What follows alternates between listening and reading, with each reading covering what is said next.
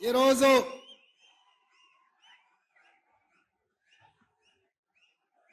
May Day మీ శ్రమను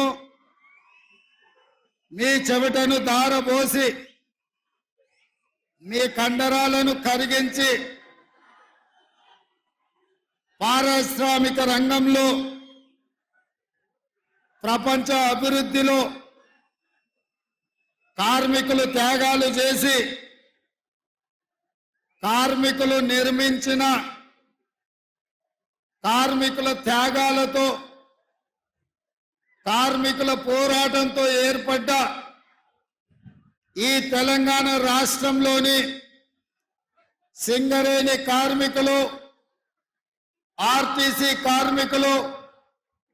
విద్యుత్ కార్మికులు